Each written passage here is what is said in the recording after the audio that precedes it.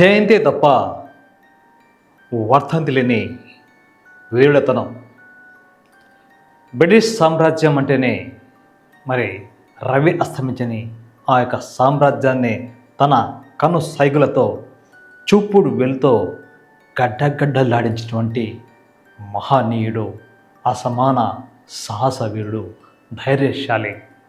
భారతీయుల్లో దేశభక్తి భావాన్ని, దేశాన్ని ప్రేమించాలి అన్న విషయంలో అందరికంటే ముందుగా గుర్తొచ్చే పేరే అతనే.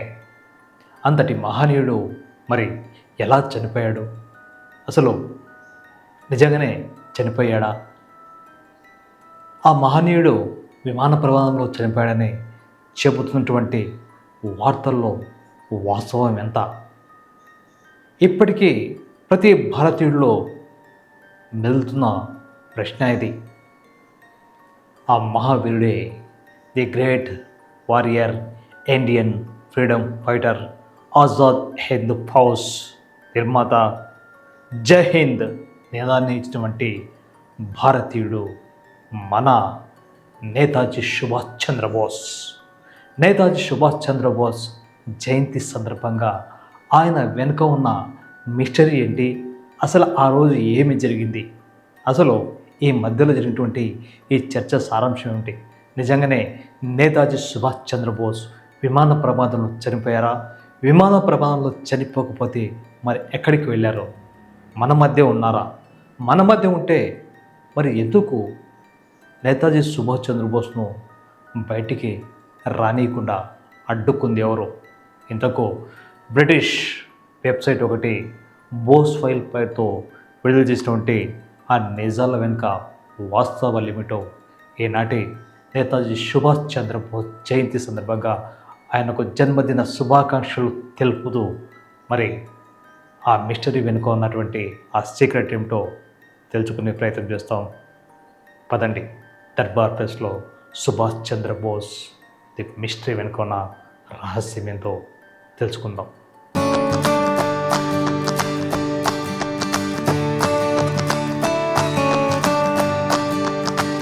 రవి అస్తమించని బ్రిటిష్ సామ్రాజ్యాన్ని గడగడలాడించిన మహానేత, ఢిల్లీ చలో, జై హింద్ వంటి నినాదాలు వింటేనే ప్రతి దేశభక్తిని హృదయం భక్తి భావంతో పొలికించిపోతుంది.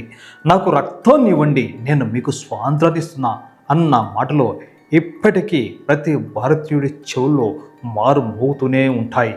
ఈ మాటలు అన్నది మరెవరో కాదు, the great warrior of Indian freedom fighter మన నేతాజీ సుభాష్ చంద్రబోస్. జన్మ దినోత్సవమే తప్ప వర్ధంతి లేని ఒకే ఒక వీరుడు మన నేతాజీ సుభాష్ చంద్రబోస్. భారతదేశానికి ఎంత త్వరగా అయితే అంత త్వరగా స్వాతంత్రాన్ని సాధించి పెట్టాలని కళ్ళ కన్న మహనీయుడు. అహింసా పద్ధతుల్లో గులాబీ గుర్తులతో స్వాతంత్రాన్ని సాధించలేమని, ముళ్ళును ముళ్ళుతోనే తీయాలని యుద్ధ రంగంలో దిగిన అసమాన ధైర్యశాలి, మేధావి, సాహసి నేతాజీ సుభాష్ చంద్రబోస్. భారతదేశానికి స్వాతంత్రం వచ్చి దాదాపుగా 75 వసంతాల్లో పూర్తి అయిన నేటికి నేతాజీ మరణం వెనుక మిస్టరీ ఇంకా మిస్టరీగా ఉండడం మన దురదృష్టం. జనవరి 23 నేతాజీ జయంతి సందర్భంగా దర్బార్ ప్లస్ అందిస్తున్న ప్రత్యేక కథనం మీకోసం. నేతాజీ సుభాష్ చంద్రబోస్ 1945 ఆగస్టు 18న తైవాన్లో జరిగినటువంటి విమాన ప్రమాదంలో మనిషిగా మనం పుస్తకాల్లో చదువుకున్నాం. కానీ బోస్ విమాన ప్రమాదంలో చనిపోలేదని ప్రతి భారతీయుడు ఇప్పటికీ గట్టిగా నమ్ముతారు. 1945 ఆగస్టు 17వ తేదీన బోస్ మరికొంతమంది సైనిక అధికారులతో కలిసి వియత్నాం నుంచి జపాన్ వెళ్లాల్సింది. అయితే మార్గ మధ్యలో విరామం కోసం బోస్ ప్రయాణిస్తున్న విమానం ఆ రోజు మధ్యాహ్నం 2 గంటల సమయంలో తైవాన్లో ఆగింది. ఆ తర్వాత మరమ్మతుల అనంతరం సాయంత్రం 4:30 గంటల సమయంలో బోస్తో పాటు మరో 12 మంది సైనిక అధికారులు, బోస్ సహాయకుడు ముజిబుర్ రహమాన్ కూడా ఆ సమయంలో విమానం ప్రయాణానికి సిద్ధంగా ఉన్నారు. అయితే విమానం టేక్ ఆఫ్ అవుతున్న సమయంలో ఏదో సాంకేతిక లోపం ఉన్నట్టుగా విమాన పైలట్ నకమురా సందేహం వ్యక్తం చేయడంతో ఎయిర్పోర్ట్ అధికారులు మరమ్మతులు చేసి అంతా బాగుందని ఫ్లైట్ ఎగడానికి గ్రీన్ సిగ్నల్ ఇచ్చారు. అయితే రన్వే పై నుంచి టేకాఫ్ అయిన కొద్ది క్షణాలకే బోస్ ప్రయాణిస్తున్న మిత్సుబిషి బాంబర్ విమానం డెక్కెట్లోనే కూలిపోయింది.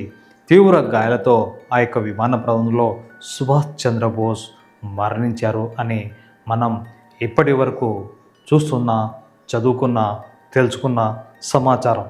కానీ వాస్తవాలను గమనిస్తుంటే ఇప్పుడు ఒక్కొక్కటిగా నిజాలు బయటికి వస్తున్నాయి. కానీ ఆ రోజు అంటే బోస్ తైవాన్లో జరిగిన విమాన ప్రమాదంలో జరగలేదని, రష్యాలోనో జపాన్లోనో ఉన్నారని అప్పట్లోనే ప్రతి భారతీయుడిలో సందేహాలు వ్యక్తమయ్యాయి. దీనికి తోడు నేతాజీ మరణం వెనుక ఉన్న మిస్టరీని తీర్చడానికి భారత ప్రభుత్వాలు పలు కమిషన్లను నియమించాయి.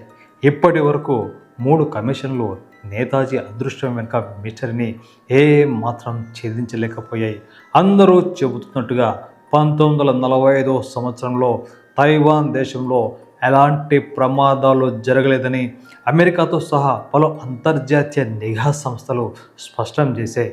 మరి విమానం ప్రమాదమే జరగకుంటే బోస్ విమాన ప్రమాదంలో చనిపోయారని చెప్పడానికి ఆధారాలు ఏమిటో మరి ఆనాటి ప్రభుత్వాలకి తెలియాలి. ఈనాటి ప్రభుత్వాలు కూడా విచారణ జరిపించాల్సిన అవసరం ఉంది. భారత ప్రభుత్వం ఏర్పాటు చేసినటువంటి ఈ యొక్క నేతాజీ సుభాష్ చంద్రబోస్ అదృష్టం వెనుక ఉన్న మిస్టరీని ఏమాత్రం ఏ ఒక్క కమిషన్ కూడా తేల్చలేకపోయాయి.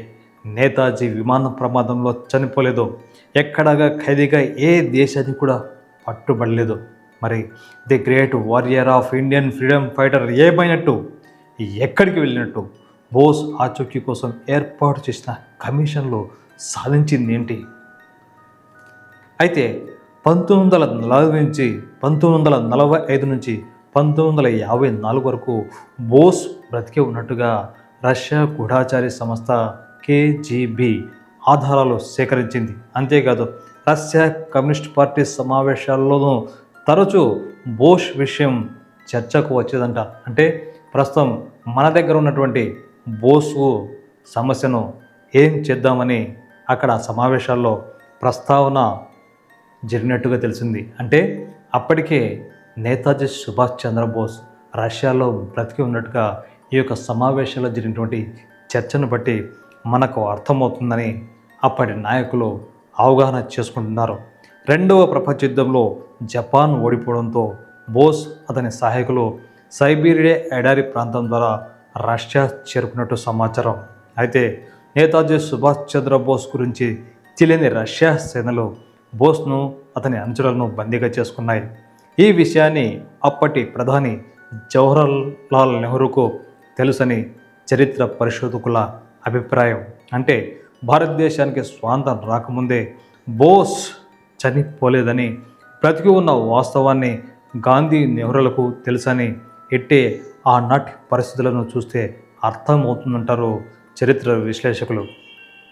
చూపుడు వేలితో బ్రిటిష్ సామ్రాజ్యాన్ని గడగడలాడించిన ఆ మహానేతను నెహ్రూ ఎందుకు పట్టించుకోలేదు? రష్యాలో ఉన్నాడని తెలిసి కూడా మరి నెహ్రూ సుభాష్ చంద్రబోస్ను భారతదేశానికి ఎందుకు రప్పించలేదు అన్నది ప్రతి భారతీయుల్లో మెదులుతున్న ప్రశ్న. ఇప్పటికీ ఆ ప్రశ్న అందరిలోనూ అలాగే ఉంది.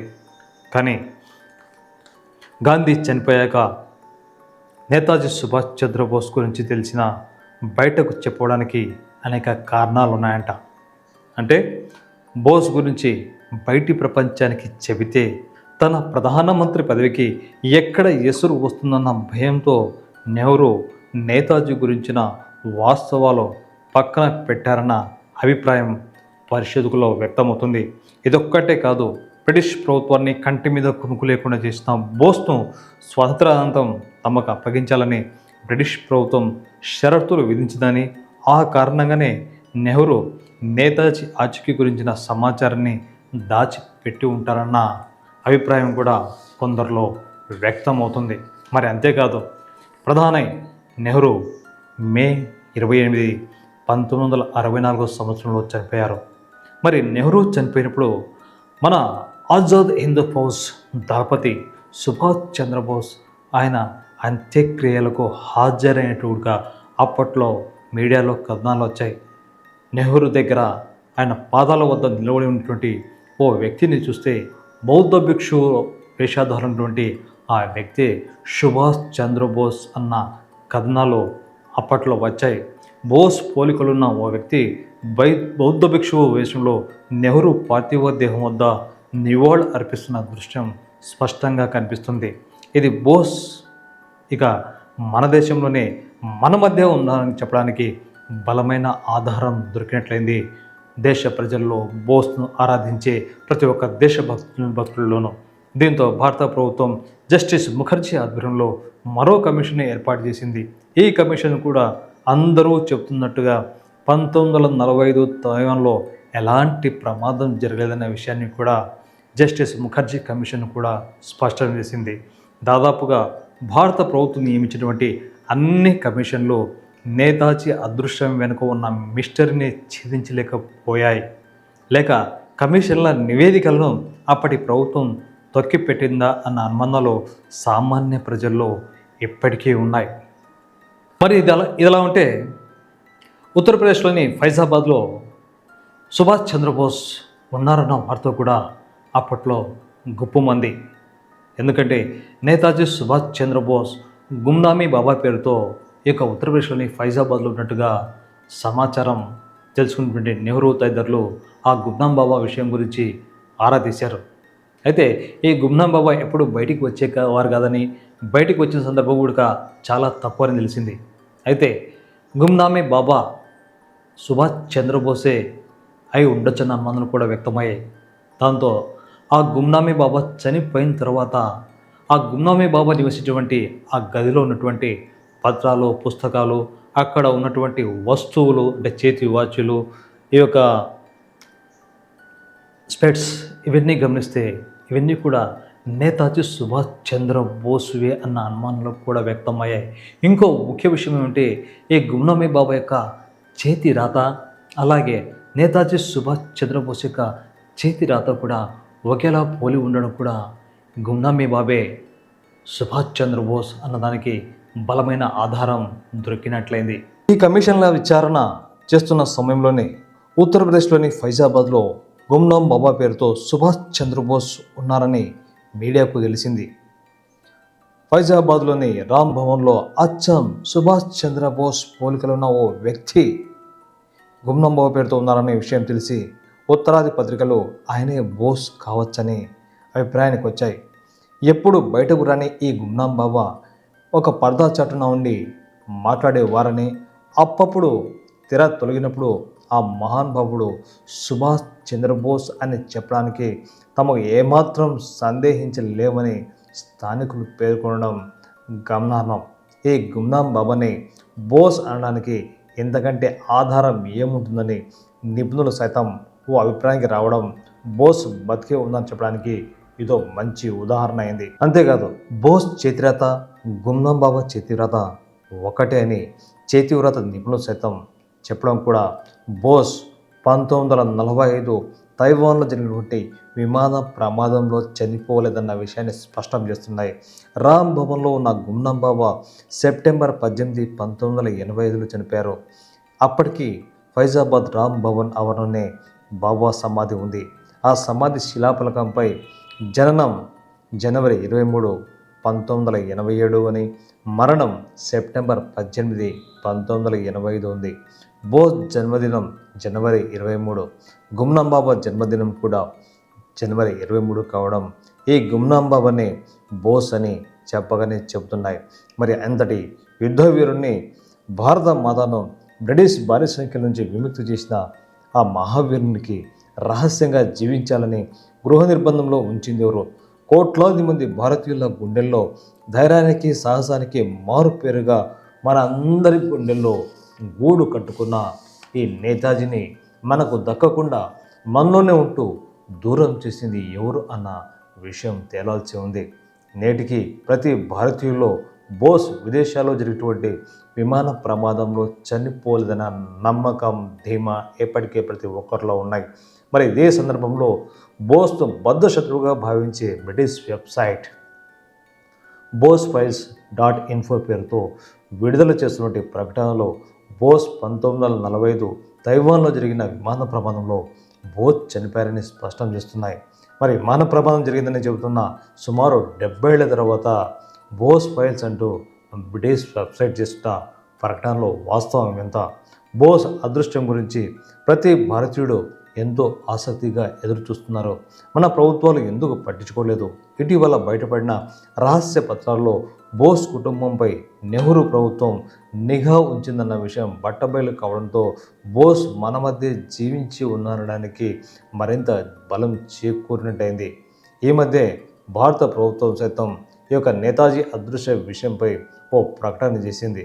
భారత ప్రభుత్వం నేతాజీ చనిపోయారన్న విషయాన్ని ప్రకటించింది. అయినా మన నేతాజీ సుభాష్ చంద్రబోస్ మరణ వార్త దేశంలో ఏ ఒక్కరూ ఇప్పటికీ నమ్మడం లేదు. అది విమాన ప్రమాదంలో 1945లో చనిపోయారన్న విషయాన్ని ఇప్పటికీ ఏ భారతీయుడు, ఏ భారతీయ దేశభక్తుడు సుభాష్ చంద్రబోస్ గురించి తెలిసిన వారు, ఆయన అభినందించేవారు ఎవరు కూడా బోస్ విమాన ప్రమాదంలో చనిపోలేదన్న నమ్మకం ఎప్పటికీ అందరిలో ఉంది. ఏదేమైనా స్వాతంత్రం తర్వాత చాలా సంవత్సరాల పాటు బోస్ మన మధ్య ఉన్నారని ప్రతి భారతీయుడు నమ్ముతున్న నిజం. విమాన ప్రమాదం, బోస్ ఫైల్ పేరుతో వస్తున్న కథనాలు ఏవి కూడా భారతీయులు నమ్మడానికి సిద్ధంగా లేరన్నది 100కి 100 పాళ్ళ నిజం. The great warrior of Indian freedom ఫైటర్కు జన్మమే తప్ప మరణం లేదు. అందుకే ఆ మహావీరునికి జై జవాన్ జై హింద్ అనే నినాదాలతో నివాళులర్పిద్దాం.